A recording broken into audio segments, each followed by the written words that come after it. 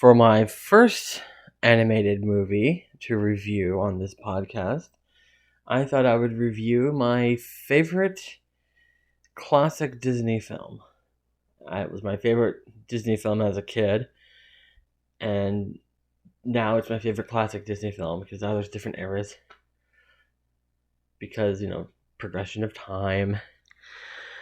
I will be talking about Pinocchio, the 1940 Disney film.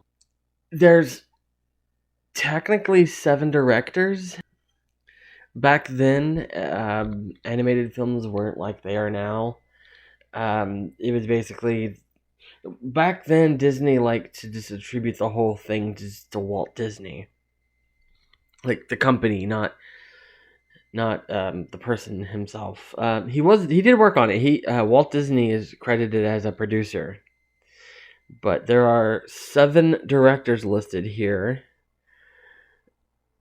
And so, because of that, I just decided not to list one because I didn't.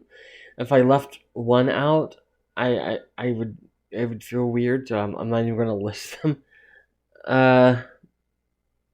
Story is by also 7 other people, and it's based on the Adventures of Pinocchio by Carlo Collodi. I've never heard that, but I do know the original novel Pinocchio was much darker, and Pinocchio was much less likable and innocent. Basically, when Jiminy Cricket tries to stop him from doing the bad things, Pinocchio basically steps on him and kills him. So this is a very different character from the one in the book. Also, because this movie's so old and it's so well known and beloved, I'm not going to worry about spoilers. Like, if you haven't seen it yet, then you probably know what happens anyway.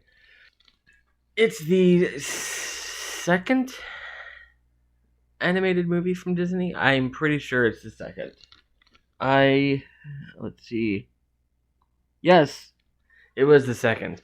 I kind of consider myself like an amateur Disney historian. Like I haven't been as into it as I used to be, but like I used to like absorb everything early Disney. And when they released the Diamond Edition of all those old movies, I watched all the special features, especially the Pinocchio one. It had like all the behind the scenes stuff and documentaries and how it was made, and I loved all that stuff. Not last year, a few months ago, my best friend and I live in San Francisco, if you haven't noticed yet. I'm pretty sure I've mentioned it multiple times. Here in San Francisco, we have the Disney Family Museum, started by Walt Disney's daughter. She has unfortunately since passed away, but she passed away a few years ago, so it was recent. Anyway, she started the Disney Family Museum, and a few months ago, my best friend and I actually went there. And I was geeking out the whole time because I just loved it. And my favorite part, the highlight for me, is something that was basically introduced in this movie. I don't know if it was the first time it was used, because even the people there at the museum were saying that it was used earlier in a short, but it wasn't as well known. But when it was used in this movie, it was the first like major use of it. It's the multi-layer camera. When the morning after Pinocchio becomes alive, there's a shot through the town, like they're panning through the town. Like it shows like a bell tower, and then like it pans across and like zooms in through the town. That was a multi-layer camera, and that's how they got that shot.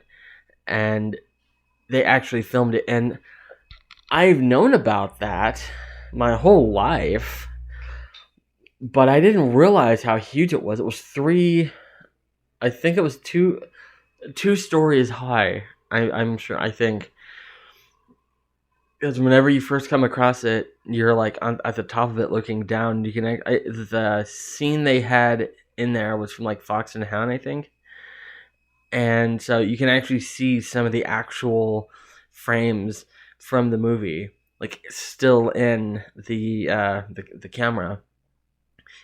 And then whenever you go, like the museum's pretty linear. You start in one place and you work your way through, and you end at the gift shop. I wonder why they did that.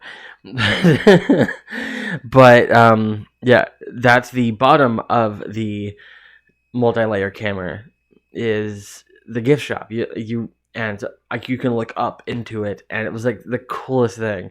That was like the highlight for me, and I was like geeking out, and like there's the workers there, and like they loved how much I knew a lot, but they obviously knew way more than I did, and so we're sitting there like geeking out over like this early Disney stuff, and like I learned stuff from them, and I'm like, this is like the coolest thing, and I'm okay. This is the wrong podcast. I'm digressing.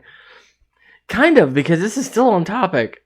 Funny enough, it's not often I digress and stay on topic. Anyway, I grew up with this movie.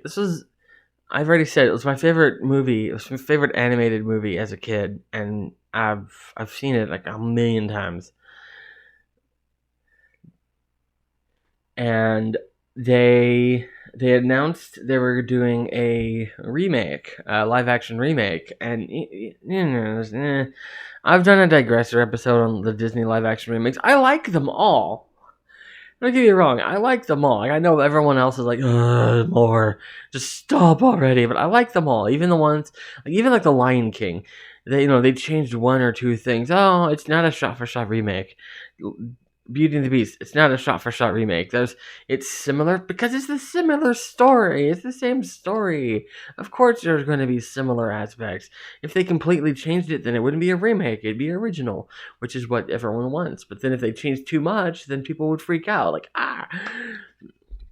Um, I think, well, one of my regrets with that, not regrets, but with Aladdin, that's one of my favorite of the remakes. I also loved Aladdin growing up. I might review that at some point, the animated one. But the live action one, that one was great.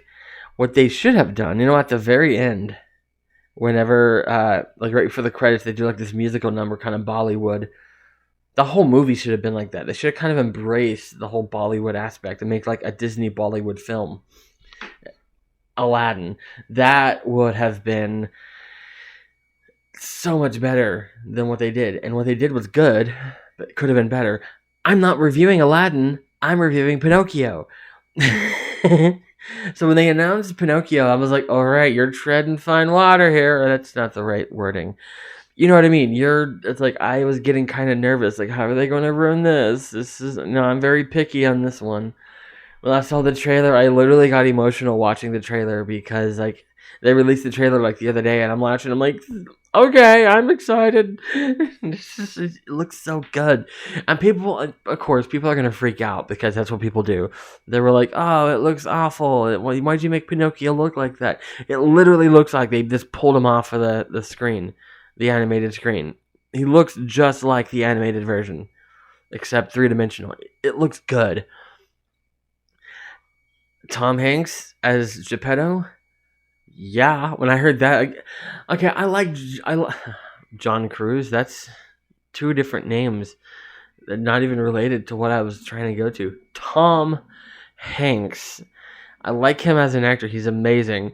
But then I think they cast him in everything, and it's kind of annoying because, like, he's Mr. Rogers. He's Elvis's manager. He's Captain Sullenberger. You can't cast him as everybody. And it's like Tom Hanks as Geppetto. Okay, let's do this. But then I saw the trailer, like him as Geppetto. I'm like, okay, yeah, that works. I see that. That makes sense.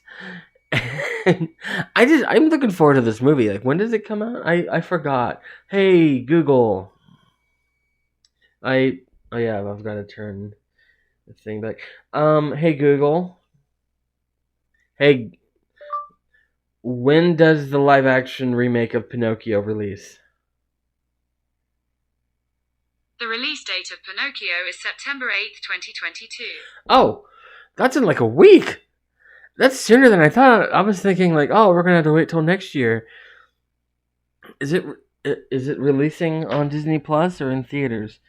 Hey, Goog, I'm actually just when I'm continuing my tradition of not researching. I'm researching as I'm watching. I mean, recording. Wait, is it gonna have a theatrical release? Let's see. Release date that day. Wait, what? Disney Plus. Is it going to? Oh, let's see. Release. Oh, with behind the scenes featurette. But that's not what I want. I want. Okay. It's not getting a theatrical release. It's getting a Disney Plus release, which makes me think they're doing the paid thing. Which as much as I want to see this, I don't want to pay $30 to see this movie.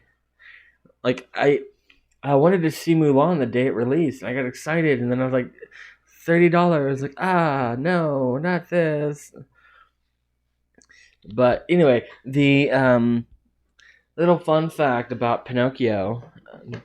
Let me go back to that Wikipedia. Let me go back up to cast. Dickie Jones was the voice of Pinocchio, and obviously I know who he was because my fascination with early Disney stuff. He passed away in 2014. Like all the times that I was researching, like years and years ago, like yeah, I knew like he was alive, and like he could be in stuff and such. And he was in a lot of things. I'm scrolling through his filmography. The last thing he was in Requiem for a Gunfighter, 1965, his final film role, and he didn't star in anything. I think, like, I don't know why he stopped. Let's see.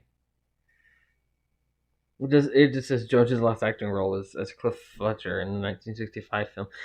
So, like, for some reason, he stopped acting, but he was in movies for a long time. And he passed away in 2014 at the age of 87. So, yeah. Wait, let me see. I'm thinking he was. I mean, the film Pinocchio was released in 1940. He was born 1927, so he was probably like 12 or 13 when he recorded it, unless they recorded it earlier and it just took them that long to animate. I don't know how that works. Another person was Cliff Edwards. He was Jiminy Cricket. He passed away in 1971. He was in a bunch of things, and I don't remember everything that he was in. He was like very famous singer, and his is a very long filmography. It's only a partial one too. He was in Bat Masterson. Christian Rubb as Geppetto. He died 1956 at age 70.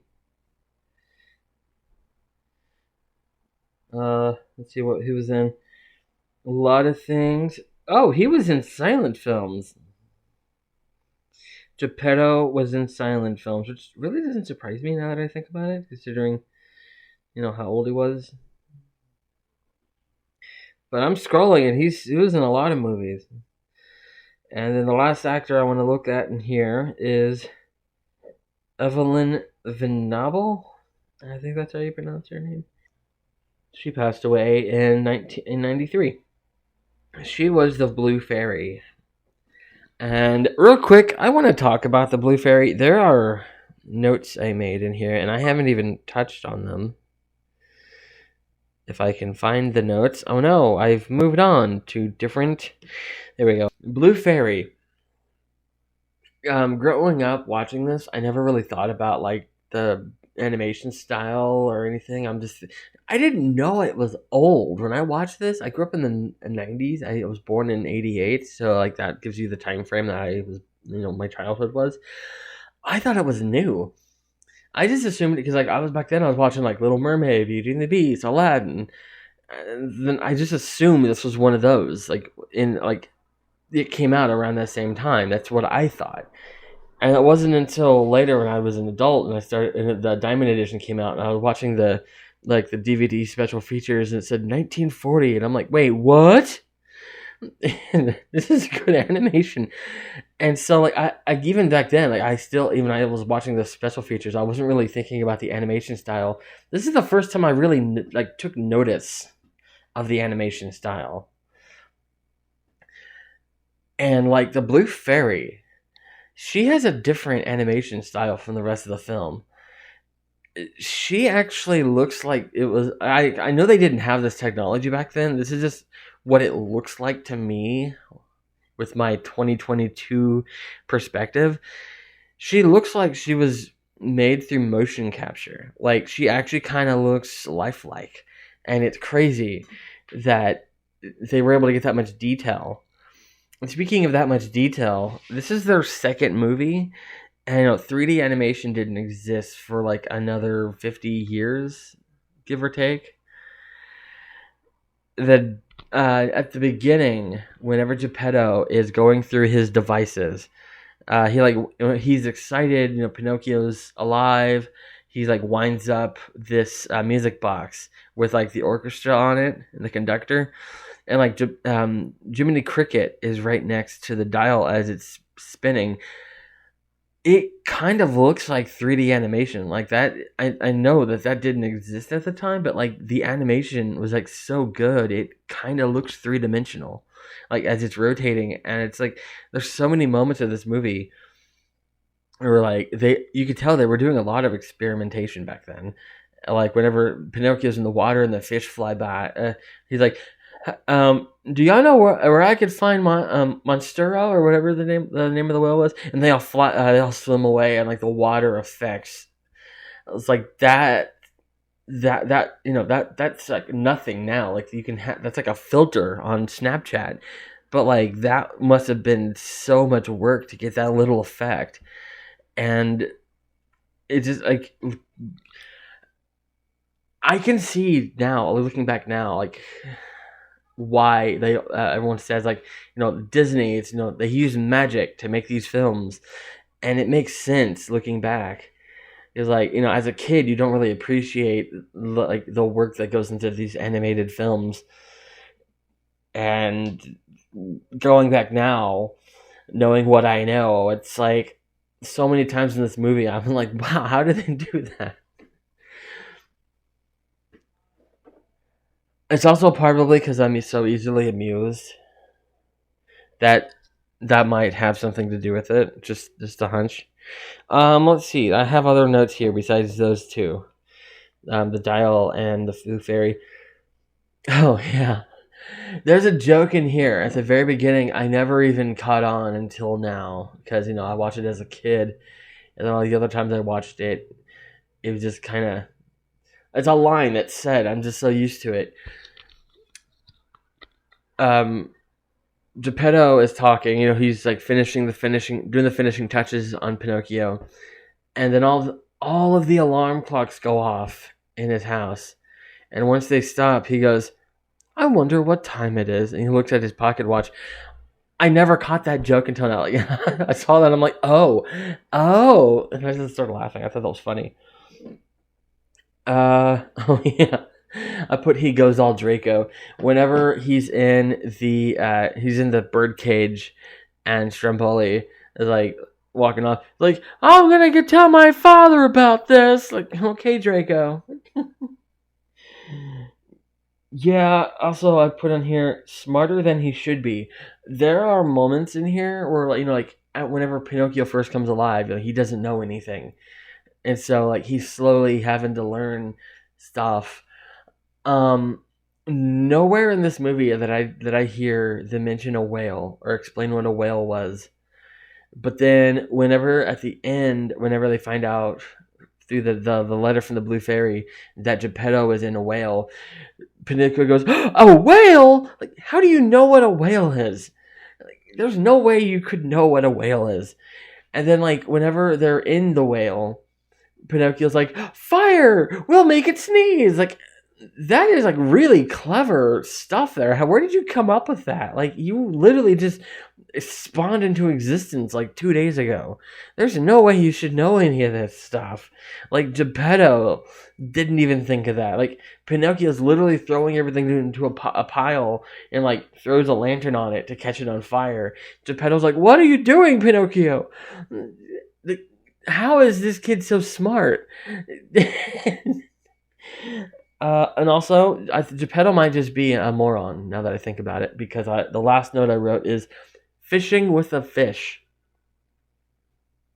Basically, while he's in the whale, he's fishing, but he has his cat and his fish with him.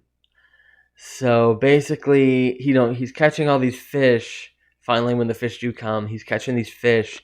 He's planning on cooking them and eating them with his fish watching him. That's probably not awkward at all. I don't see why that would be a problem. No, not at all.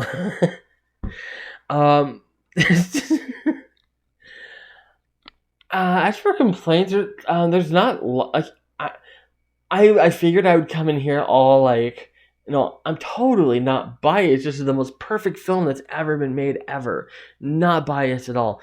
But there were a few things. There were some things that didn't age well. Like mostly with Jiminy Cricket, because I don't know, it's old fashioned. And what's funny is I can't really place what's wrong. Like it's not like I'm gonna say like let's cancel Jiminy Cricket, but it's just some things he does is like it feels dated, but I can't place why. Like it's not like he says anything racist or sexist or anything. It just, I don't know, the feel of it. It's like that wouldn't be made now. In fact, in the remake, Jiminy Cricket will probably be a totally different character, because he's definitely a product of the 40s, or actually late 30s, because of the time. Holy crap! I just realized this movie came out during World War II. I didn't even make that connection until just now. Wow. Okay. Europe's at war. What's America doing? Anyway, I can't wait for the live action remake. I was going to just wait until that came out and then do a comparative review. I've literally only done one comparative review in my whole life across all of my different review things, all the blogs and stuff. The original version of Casablanca, which was a blog 10 years ago, the remake of Carrie came out, and I watched both the original and the remake, and I compared them, and people did not like my thoughts, because the new one won. And I was going to wait. Wow, that was loud. There was a car that went by. I should probably not do this with an open window. Anyway, I was gonna wait till the live action came out. But I was like, I don't want to wait till then. I didn't think to look when it came out. I could have waited. Of course, then that would kind of throw a wrench into my plan of doing every 10 episodes will be a double review. And I just did a double review, and this is episode 11. So unless in the next week I do 10 reviews, I don't think that would have worked. At some point, I would like to do another a comparative review. I'll probably use one of the double reviews every 10th episode. I'll probably use one of them to do a comparative review. I had a Christian ministry blog thing called Fig Tree Reborn, and I had a comparative review of the Ten Commandments, the Prince of Egypt, and Exodus, Gods and Kings. And not surprisingly, the Ten Commandments won. Yeah. So, I mean, I said the Carrie was the only comparative review. I was technically comparing those three movies to the story in the Bible. And, the Ten Commandments won because, back then, they didn't want to change the source material. They made it as close as they could, but while actually changing stuff. Exodus, Gods, and Kings didn't try to adapt the Bible story. What they did was reimagine the Ten Commandments.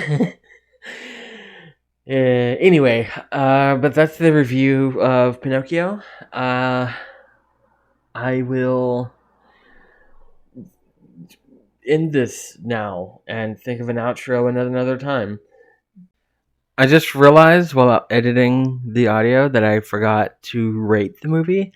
I give it an 8 out of 10.